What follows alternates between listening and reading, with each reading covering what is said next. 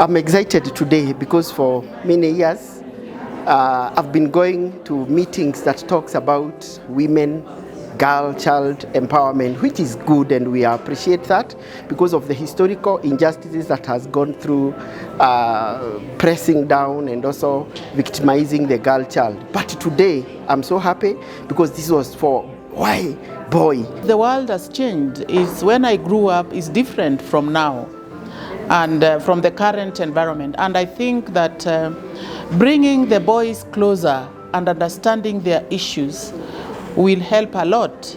So sometimes the conversations of what about boys, one has to really go in depth to understand what are people speaking about, what are these issues affecting boys. And I would say from various conversations, it is a perception that that when you empower a girl, you disempower a boy. It is not true. It is actually a perception.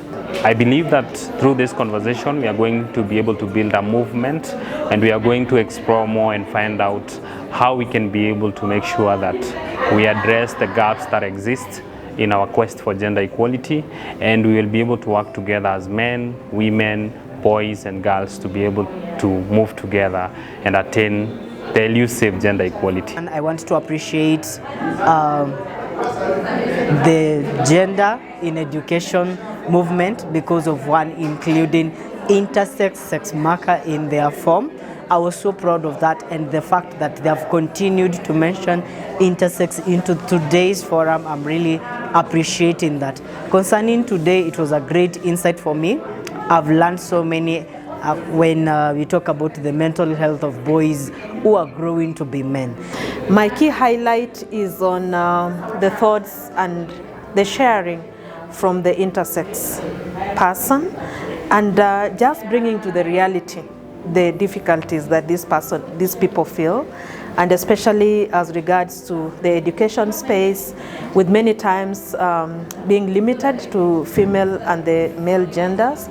And I think this is really like a wake-up call that we need to pay attention to. What stood out for me are the partners that were here, especially the organizations and male champions who work with these, with men and with the boys to really look into gender equity and how they can play an active role in advancing the role that they play in the community. It's the high time that as a country we are able to dig deeper into the root causes of gender inequality in Kenya.